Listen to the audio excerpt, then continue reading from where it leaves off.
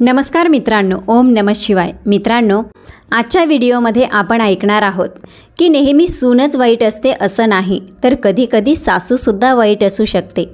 मुलाचं आणि सुनेचं प्रेम, त्यांचा चांगला चाललेला संसार हे ते सासूला खटकत होतं। तिला पाहावलं जात नव्हतं की मुलगा आणि सून एवढे सुखी आहेत, एवढे आनंदात आहेत। त्यामुळे तिने कसा कट रचला, मुलामध्ये आणि सुनेमध्ये फूट पाडण्यासाठी तिने काय युक्ती लढवली।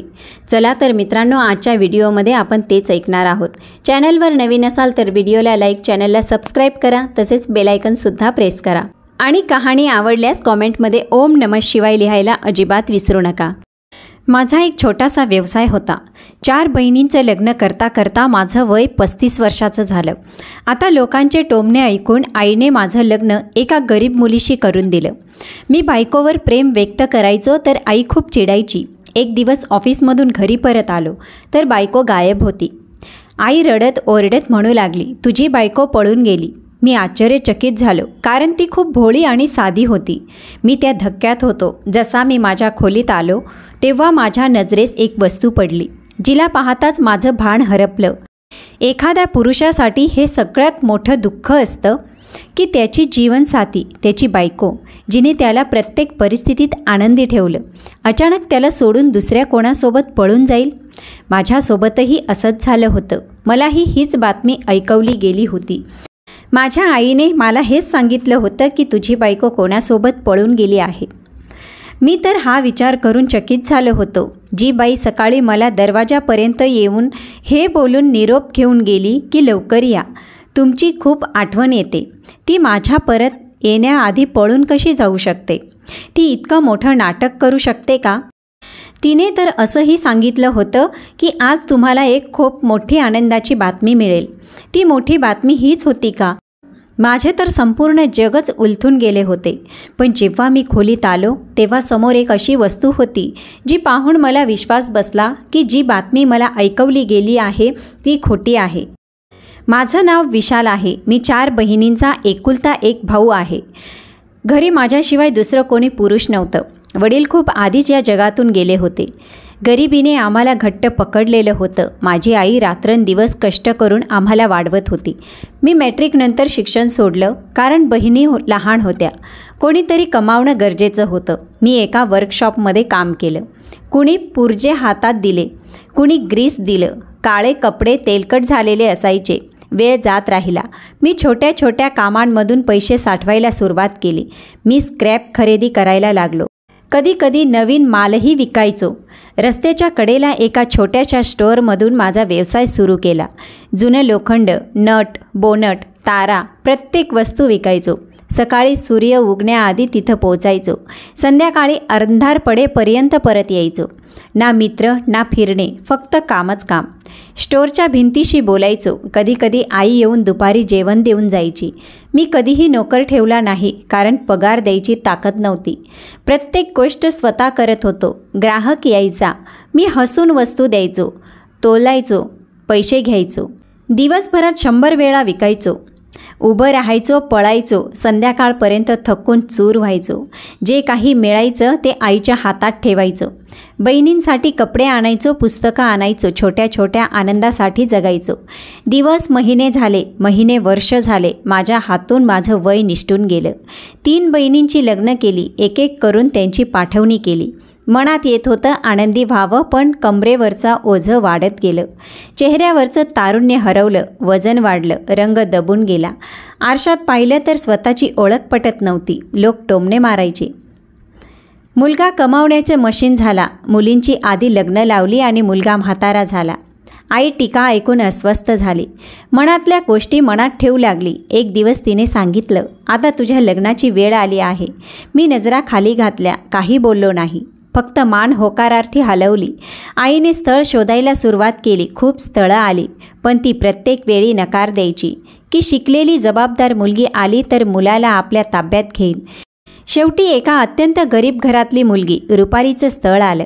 आईने होकार दिला आणि ना काही हुंडा मागितला, ना कोणत्याही प्रकारची मागणी केली। आई खुश होती की मुलगी साधी भोळी आहे, कमी शिकलेली आहे, मी पहिल्यांदा तिच्याबद्दल विचार केला तेव्हा मनात एक मऊ लाट उठली. माझी इच्छा होती की कोणीतरी माझी वाट पाहावी. मी घरी आलो की कोणीतरी माझ्यासाठी दरवाजा उघडावा. मी थकलेलो आलो की कोणीतरी मला पाणी द्यावं, माझं बोलणं ऐकावं, माझ्या मनाचं ओझं हलकं करावं. रुपालीशी भेट लग्नाच्या दिवशीच झाली. शालू नेसून ती माझ्यासमोर बसली होती, शांतपणे नजर खाली घालून. मी तिच्या चेहऱ्याकडे पाहत होतो. मऊसा चेहरा, शांत डोळे. माझ्या मनात एक विचित्रशी आनंदाची भावना होती. मी मनात आभार मानले की निदान आता माझं एकटेपण संपलं आहे. लग्नाच्या पहिल्या रात्री मी स्टोअर लवकर बंद करून आलो. खोलीत सुगंध पसरलेला होता. मी खिशातून छोटीशी डब्बी बाहेर काढली. त्यात सोन्याची चेन होती, जी मी अनेक महिने थोडे थोडे पैसे वाचून तयार केली होती. मी तिला चेन दाखवली, तिच्या हातात ठेवली आणि म्हणालो, ही कोणालाही दाखवू नकोस, फक्त माझ्यासाठी ठेव, फक्त माझ्यासमोर घाल. तिने माझं बोलणं शांतपणे ऐकलं आणि होकारार्थी मान हलवली. मी मनात विचार केला की किती चांगली बायको मिळाली आहे. ना कुठलाही प्रश्न, ना हट्ट, ना मानपान. पहिल्या दिवसापासून प्रत्येक गोष्ट मान्य करणारी बायको माझ्यासाठी एक देवाचा आशीर्वाद होता. माझ्या चेहऱ्यावर शांतता होती. मी अनेक वर्षांनी अशी शांतता अनुभवत होतो. मनात आनंद होता की आता माझं आयुष्य बदलेल, आता कोणीतरी माझं असेल जो माझ्या जीवनात सुगंध भरेल. पण मला माहीत नव्हतं की लग्न फक्त सुगंध नाही, वादळ देखील घेऊन येतं. एक असं वादळ जे माणसाच्या मुळांना हादरवून टाकतं. एका क्षणात सर्व काही बदलून जातं. एक वचन, एक स्वप्न, एक नातं सगळं उलथापालथ करून टाकतं. दुसऱ्या दिवशी मी सगळा हिशोब मिटवला. स्टोअरची विक्री बंद केली, काही गरजेची बिलं भरली आणि संध्याकाळी आईसमोर बसून पहिल्यांदाच माझ्या एका इच्छेचा उल्लेख केला. मी म्हणालो, आई, मी रुपालीला हनीमूनला घेऊन जायचं ठरवलं आहे. माझं बोलणं ऐकताच जणू काही जमीन हलली. आईने तात्काळ दोन्ही कानांवर हात ठेवले. म्हणाली, देवा देवा, तरुण बहिणी आहेत तुझ्या. आत्ताच लग्न झालंय आणि आत्तापासूनच बायकोला घेऊन फिरायला जायचं म्हणतोस. मी आश्चर्याने आईकडे पाहू लागलो. मग सौम्यपणे म्हणालो, आई, सगळ्या बहिणीही लग्नानंतर त्यांच्या नवऱ्यांसोबत हनीमूनला गेल्या होत्या. तेव्हा तू कधी काही बोलली नाहीस. आता माझी वेळ आली आहे, तर मला प्रश्न का? माझं बोलणं ऐकून आई शांत झाली. काही वेळाने दबक्या आवाजात म्हणाली, विशाल, तुझं जाणं शोभून दिसत नाही. तू काही 19-20 वर्षाचा मुलगा नाहीस, 35-36 वर्षाचा माणूस आहे. तुला हनीमूनची काय हौस? मी थोडं तिरकसपणे उत्तर दिलं, आई, मग तूच माझं लग्न एवढं उशिरा का केलंस? माझ्या मनातली गोष्ट ऐकली असती तर कदाचित आज ही वेळ आली नसती.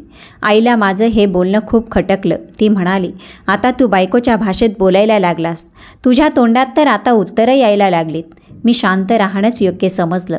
घरचं वातावरण बिघडवायचं नव्हतं.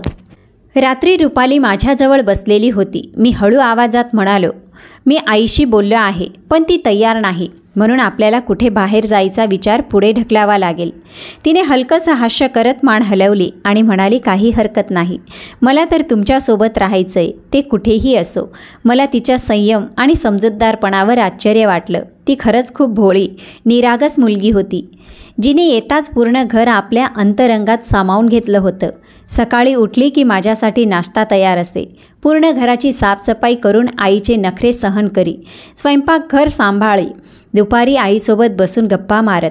संध्याकाळी माझ्यासाठी चहा बनवायची. मी स्टोअरमधून परतलो की दरवाजात उभी असायची. जेवण घेत नसे जोपर्यंत मी येत नाही आणि जेवणात नेहमी मला आवडणाऱ्या गोष्टी असायच्या. ती इतक्या प्रेमाने माझी सेवा करत असे की मला वाटायचं की मी एखादा जाडसर 35 वर्षाचा दुकानदार नाही, तर 25 वर्षाचा राजा आहे, ज्याचे नखरे उठवणारी राणी त्याच्याजवळ आहे. माझ्या मनात एक वेगळंच समाधान जन्माला आलं होतं. मी रात्री जागून जागून तिच्यासाठी योजना आखत असे. मी तिच्यासोबत आनंदाने आयुष्य घालवायचं अशी स्वप्न पाहत होतो. पण माझं हे सुख आईला कदाचित एक डोळाही सहन होत नव्हतं. मला जाणवलं की आई उगाचच रुपालीशी भांडायला लागली आहे. कधी चहामध्ये साखर जास्त झाली म्हणून, कधी खोलीत झाडू नाही म्हणून, कधी तिच्या कपड्यांवर आक्षेप, कधी तिच्या वागण्यावर टोमणे, जणू ती सून नाही, एखादी नोकराणी आहे. कधी कधी तिच्या वागण्यातून मला वाटायचं जणू तिच्यावर ही जबाबदारीच आहे की सुनबाईशी भांडण करायचं, आणि जर सुनबाईसोबत भांडले नाही तर कदाचित घरात बरकत येणार नाही. मी आश्चर्याने आईकडे पाहायचो आणि विचार करायचो की ही तीच आई आहे जी माझं प्रत्येक बोलणं समजायची. पण आता हिला का समजत नाही की माझी शांतता ह्या मुलीशी जोडलेली आहे, जिला ती सतत झिटकारत राहते. रुपाली प्रत्येक गोष्टीवर शांत राहायची, काही उत्तर द्यायची नाही. शांतपणे डोळे खाली घालायची, आईचं ऐकायची. तिचं हे शांत राहणं मला बुचू लागलं. मी अनेकदा तिला म्हटलं, तू उत्तर का देत नाहीस, स्वतःचं स्पष्टीकरण दे. पण ती म्हणायची, आई आहेत, काही बोलले तर तुम्हाला वाईट वाटेल, मला तुमची शांतता पाहिजे, म्हणून काही बोलत नाही. ती शक्य त्या प्रत्येक गोष्टीचा प्रयत्न करत होती की घराचं वातावरण बिघडू नये, कोणालाही तक्रार करायला संधी मिळू नये. पण मी पाहत होतो की जितकी मी तिची काळजी घेत होतो, जितकं प्रेम दाखवत होतो, आई तितक्याच प्रमाणात तिच्यापासून दूर होत चालली होती. माझ्या आईच्या नजरेत माझं ते प्रेम एक गुन्हा झाला होता. आईच्या शांततेत एक प्रकारची तीव्रता आली. ती माझ्या चेहऱ्यावरच्या शांततेवर जळायला लागली.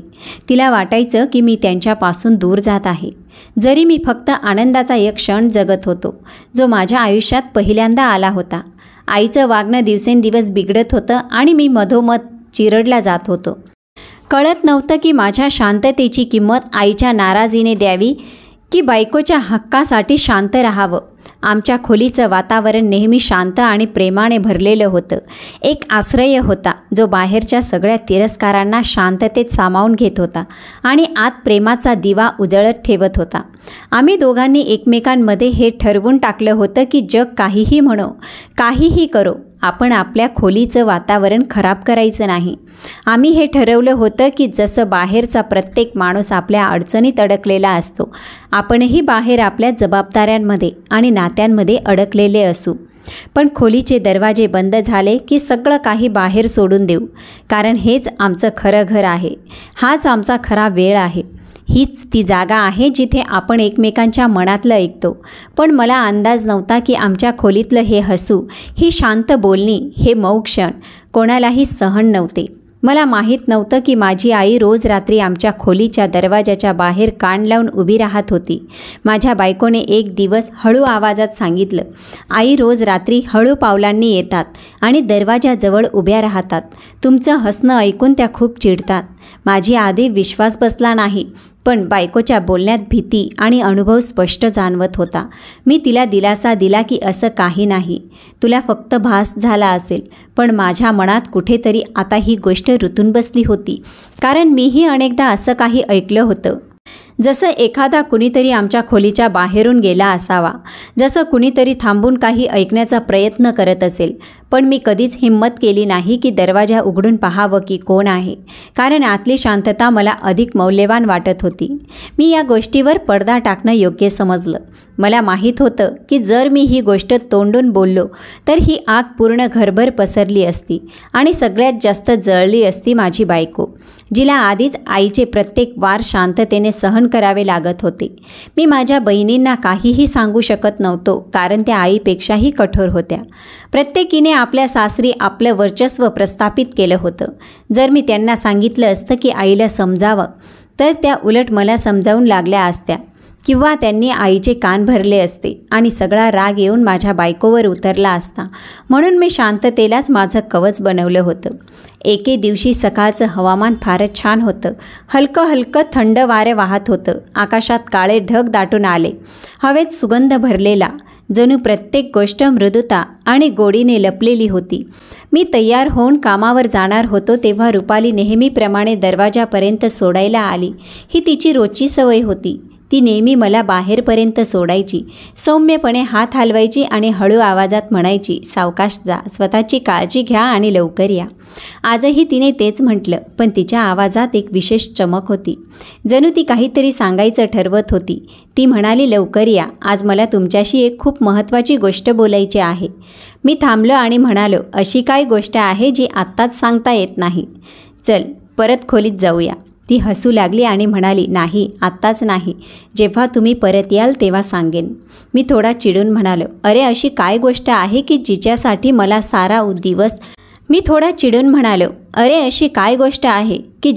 मला सारा दिवस उत्सुकतेत ठेवणार? ती थोडी हसली आणि म्हणाली, हीच तर माझी इच्छा आहे की तुम्ही सारा दिवस याचाच विचार करत राहावा. मी तिच्या खट्ट्याळपणावर हसत म्हणालो, ठीक आहे, मग तू जिंकलीस, मी वाट पाहीन. ती आपल्या लक्षात गुंतून म्हणाली, जेव्हा तुम्हाला खरी गोष्ट समजेल तेव्हा तुम्ही खूप आनंदी व्हाल. मी तिच्या चेहऱ्यावरील उजळपणा पाहिला आणि मनात विचार केला की काय गोष्ट असू शकते जी मला इतका आनंद देईन. पण त्याच वेळी विचार आला की कुठली अडचण तर नाही ना. तिच्या वागण्यात नक्कीच आनंद होता, काळजी नव्हती. ठीक आहे, मी हसत कामावर निघून गेलो. पण पूर्ण दिवस तीच गोष्ट माझ्या मनात फिरत राहिली. कामात लक्ष लागलं नाही. विचार करत राहिलो की ती काय गोष्ट असू शकते जी इतक्या उत्साही अंदाजात सांगत होती. वेळ जणू मंद गतीने सरकत होता. संध्याकाळ झाली. मी घरी परत आलो तर अंगणात आई जमिनीवर बसलेली दिसते. डोकं दोन्ही हातांनी धरलेलं होतं. जणू काही तीव्र वेदना होत होत्या. मी घाबरलो आणि लगेच तिच्या दिशेने धावलो. आई, काय झालं? सगळं ठीक आहे ना? तिने माझ्याकडे पाहिलं आणि काहीही न बोलता पुन्हा डोकं खाली झुकवलं. मी आश्चर्यचकित झालो की आज तर हवामान खूप छान होतं. माझा हेतू होता की रुपालीला बाहेर घेऊन जावं, तिला आईस्क्रीम खाऊ घालावं, थोडा वेळ मज्जा करू. पण इथे तर काही वेगळंच दृश्य होतं. मनात विचार आला की नक्कीच आईने काहीतरी नवं ठरवलं आहे, कारण तिचा अंदाज मला नीट माहीत होता. जेव्हा कधी त्या अशा शांत बसतात तेव्हा एखादं वादळ येणार असतं.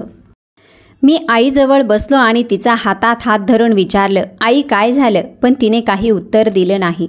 माझ्या मनात आधीपासूनच घाई होती की माझी बायको मला काय सांगणार आहे. मी विचार केला की आईला नंतर समजावेन, आधी मी खोलीत जातो. पण जसा मी आत गेलो मला बायको कुठेच दिसली नाही. ना ती बेडवर होती, ना वॉशरूममध्ये, ना खिडकीजवळ, ना ती आरशासमोर उभी राहून केस विंचरत होती, ना खोलीत काही वस्तूंची मांडणी करत होती, ना काही अशी चाहूल होती की ती आत्ताच कुठे गेली आहे. मग मी किचनमध्ये गेलो की तिथे कदाचित ती काहीतरी करत असेल. कदाचित चहा ठेवला असेल किंवा नाश्ता बनवत असेल. पण किचनमध्ये सुद्धा रिकामच होतं. भांडी स्वच्छ होती, स्टोव बंद होता आणि प्रत्येक वस्तू नीट ठेवलेली होती, जणू ती सकाळीच सगळं आवरून निघून गेलेली होती.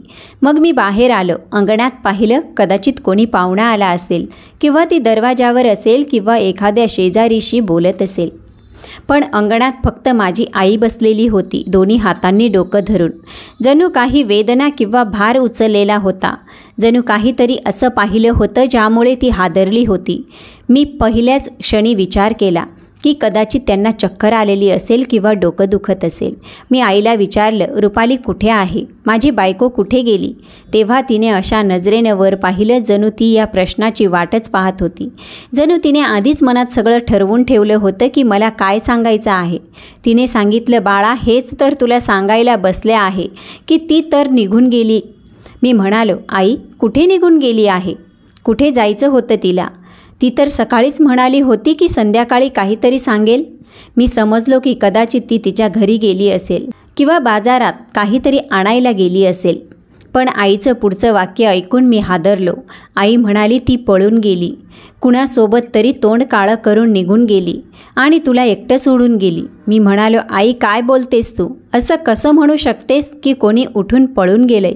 असं कोणी पळून जात नाही. काही कारण असतं, काहीतरी कळवलेलं असतं, काही सामान तरी सोबत असतं. पण माझ्या आईने सांगितलं, सामानही घेऊन गेली आहे. तू तर कधी लक्ष दिलंच नाही. तू तर तिच्या प्रेमात अडकलेला होतास.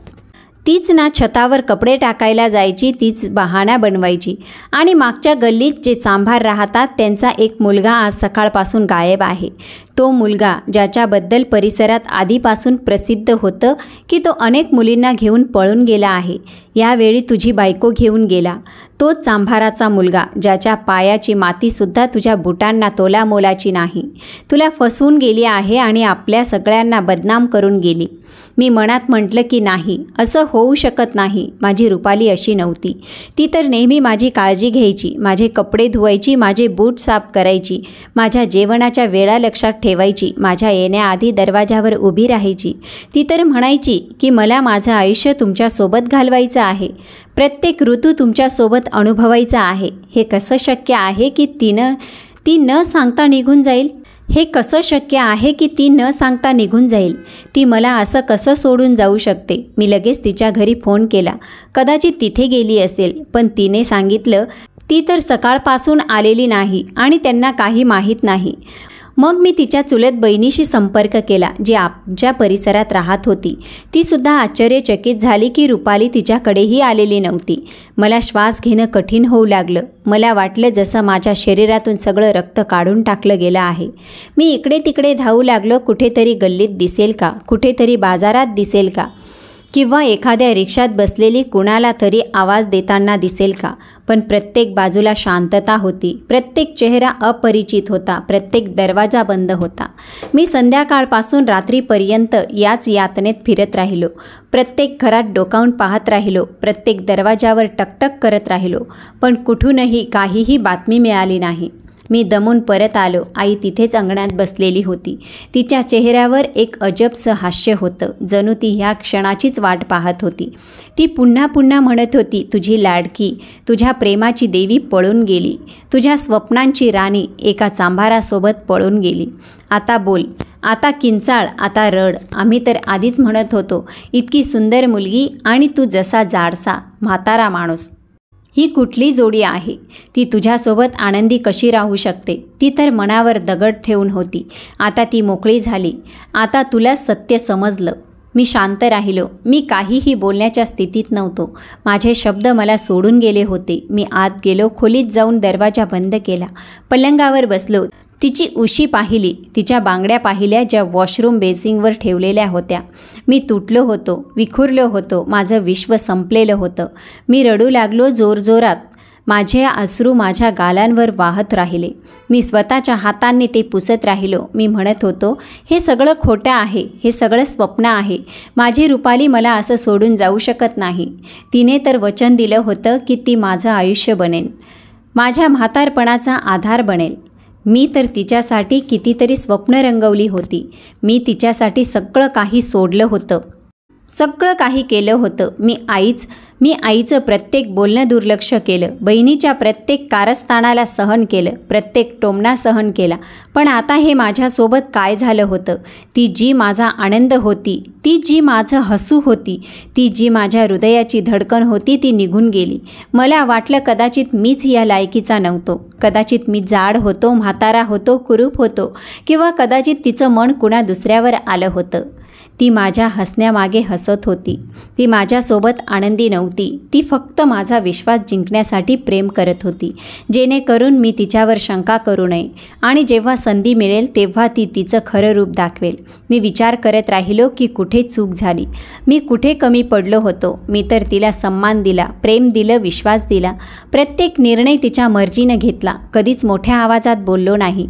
मग तिने असं कसं केलं? मग तिने सगळं का चिरडून टाकलं? मला तेव्हा आठवलं की सकाळीच तिने दरवाजावर खूप आनंदात सांगितलं होतं, संध्याकाळी तुमच्याशी एक खास गोष्ट बोलायची आहे, ऐकून तुम्ही आनंदी व्हाल. ती ह्या पळून जाण्याचंच गोष्टीबद्दल बोलत होती का? ती ह्याच आनंदाच्या गोष्टीबद्दल बोलत असेल का की ती मोकळी होईल? मला विश्वास बसत नव्हता. पण आता कोणतंही स्पष्टीकरण शिल्लक नव्हतं. मी पुन्हा एकदा उठलो आणि मागच्या गल्लीत गेलो, जिथे चांभाराचं घर होतं. दरवाजावर ठकठक केली. त्याचे वडील बाहेर आले. मी म्हणालो, तुमच्या मुलाचा काही पत्ता आहे का? त्यांनी एक उसासा टाकला आणि म्हणाले, तो तर सकाळपासून गायब आहे. माहीत नाही कुठल्या मुलीला घेऊन गेला. आम्हीही वैतागलो आहोत. परिसरात लोक बोट दाखवत आहेत. जेव्हा मी हे ऐकलं तेव्हा माझा श्वास थांबू लागला. माझा विश्वास तुटायला लागला. मी गल्लीत बसलो, डोकं धरून रडू लागलो. आता तर काहीही शंका उरली नव्हती. मी स्वतःलाच म्हटलं, हो, ती निघून गेली आहे. तिने सगळं काही सोडून दिलं आहे. माझ्यासोबत घालवलेले क्षण, माझ्यासोबत केलेला वादा, सगळं फसवून गेली होती. सगळा एक खेळ होता आणि मी त्या खेळातला सगळ्यात मोठा पात्र होतो. असं पात्र जे तमाशा बनून गेलं, जे रडत राहिलं आणि ज्याचं दुःख वाटून घेणारं आता कोणीच नव्हतं. आता समजलं की ती माझ्यावर इतकी माया का करत होती, माझी इतकी काळजी का घेत होती. मी जड वयस्कर होतो, ती तरीही मला असं जाणवून द्यायची की मी एखादा राजकुमार आहे. ती म्हणूनच माझ्याशी चांगलं वागत होती, जेणेकरून मला तिच्यावर शंका येऊ नये. आणि तिने असे अफेअर सुरू केलं होतं, तेही शेजाऱ्यांपैकी कुणासोबत. ती म्हणूनच वारंवार छतावर कपडे टाकायला जायची.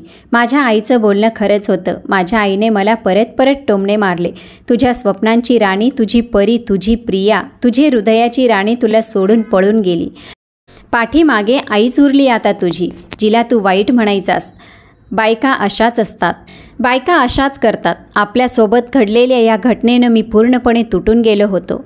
माझ्या आतमध्ये जणू काहीतरी चिरडून टाकलं गेलं होतं. मी बेडवर बसून रडायला लागलो. कळत नव्हतं की या वेदनेतून कसा बाहेर पडावं. झोपण्यासाठी उशी उचलली तेव्हा एक विचित्र आवाज आला, जसं एखाद्या कागदाची सळसळ होईल. मी उशी उलटी करून पाहिलं तर खाली एक कागद दबलेला होता.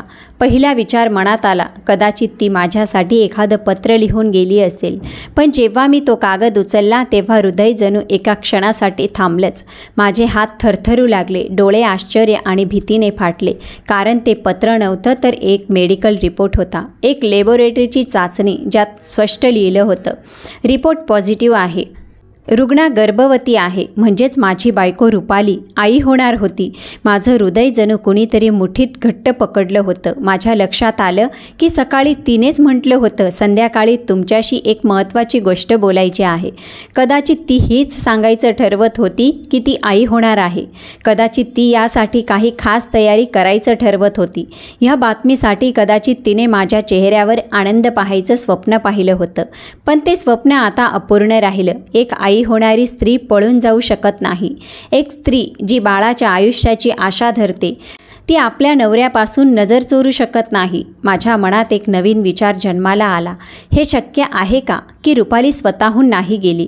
हे शक्य आहे का की तिच्यासोबत असं काही घडलं ज्यामुळे तिला जबरदस्तीने आपला नवरा सोडावा लागला? जर ती पळून गेली असती तर किमती दागिने, पैसे आणि इतर वस्तू का सोडून गेली असती? कपाटात मी 1 लाख रुपये ठेवले होते, ते तसेच होते. मी दिलेली सोन्याची चैनीला सुद्धा तिने हात लावलेला नव्हता, जी मी तिला लग्नाच्या पहिल्या रात्री गिफ्ट म्हणून दिली होती. जर ती पळून गेली असती तर किमान ह्या गोष्टी तरी सोबत घेऊन गेली असती. त्याचा अर्थ स्पष्ट होता की ती एका कारस्थानाची बळी ठरली होती. मी बाहेर धावलो, जेणेकरून आईला याबद्दल विचारू शकेन. पण बाहेर जाऊन जे मी ऐकलं त्याने माझ्या आतल्या पेटलेल्या जखमांवर मीठ चोळलं. माझी आई फोनवर माझ्या बहिणींशी बोलत होती आणि तिच्या आवाजात एक विचित्र शांतता होती. ती म्हणाली, काही दिवस तू तिला तुझ्या घरी कसंही करून थांबव. त्याच्यानंतर जरी ती परत आली तरी तुझा भाऊ तिला स्वीकारणार नाही. आपण सांगू की ती कुणासोबत तरी पळून गेली होती, आपल्या इज्जतीला धूळ लावून गेली होती. या गोष्टीनं माझं हृदय तुकडे तुकडे करून टाकलं होतं. माझ्या आईने माझ्यासाठी जी गोष्ट उभी केली होती ती खोट्यावर आधारित होती आणि माझी बहीण त्या खोट्यात तिची साथ देत होती. माझी बायको पळाली नव्हती, तिला लपून ठेवलं जात होतं. तिच्यावर खूप आरोप लावले जात होते. मी ताबडतोब मोटरसायकलची चावी उचलली आणि बहिणीच्या घरी पोहोचलो आणि दरवाजा जोरजोरात वाजवला. माझ्या बहिणीने दरवाजा उघडला आणि खोटं बोलायला लागली की रुपाली इथे नाही. पण मी तिला लगेचच थांबवलं. तिच्या चेहऱ्यावर कानाखाली लावली, कारण खूप राग आला होता की ज्याने आपलं सगळं काही बलिदान देऊन तिचं लग्न केलं, आज तोच भाऊ तिच्यासाठी लाजिरवाणा झाला. माझी बहीण शांत राहिली. तिचे डोळे खाली होते, तिचं डोकं झुकलेलं होतं. काही क्षणानंतर तिने दरवाजा उघडला आणि मला आत यायचा इशारा केला. ती मला एका खोलीत घेऊन गेली जिथे रुपाली बसलेली होती. तिच्या चेहऱ्यावर भीती आणि अविश्वासाचे भाव होते, जसं ती एखाद्या तुरुंगात कैद असेल आणि सुटकेची आशा गमावलेली असेल.